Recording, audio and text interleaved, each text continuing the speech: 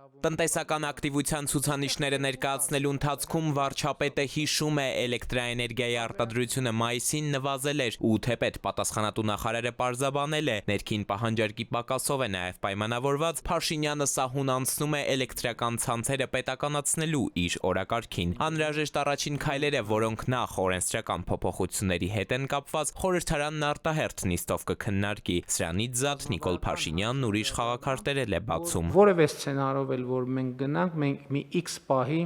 պետք է ապահովենք Հայաստանի էլեկտրական ցանցեր փակ բաժնետիրական ընկերության բաժնետորմսերի ազատ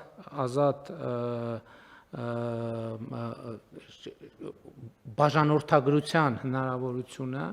ընդ որում նաև մեր այս ընթացքի փորձը հաշվի առնելով պետք է այնպիսի երաշխիքներ ստանանք, որ Հայաստանի քաղաքացիները ոչ թե կամ առնվազն ոչ միայն ընկերությունները, ոչ միայն կորպորացիաները, այլև քաղաքացիները իրենց խնայողությունները հնարավորություն ունենան ներդնել, այսինքն բաժնետոմսեր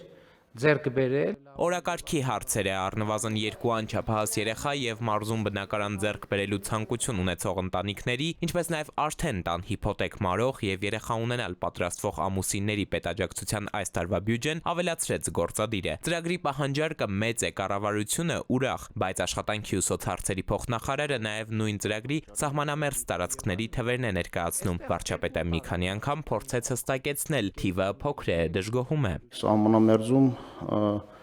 գրանցել ենք 9 ուրեմն դեպք, որտեղ 50% ավել աջակցություն են ստացել եւ 2 բնակավայրի դեպքում էլ դպրոց կամ մանկապարտեզ։ Քանի դեպք եք արձանագրել։ Ընդհանուր 11, որից 9 սահմանամերձում։ Շատ լավ։ Այդ 11 ընտանիքի մասին է խոսքը։ Դե այդ են թվերը չեն, որ մեզ կարող են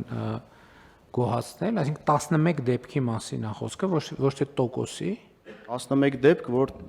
հենց սահմանամերձ բնակավայրում է այդ հիպոթեկը տեղի ունեցել, բայց մենք գիտենք, որ սահմանամերձ բնակավայրում հիպոթեկները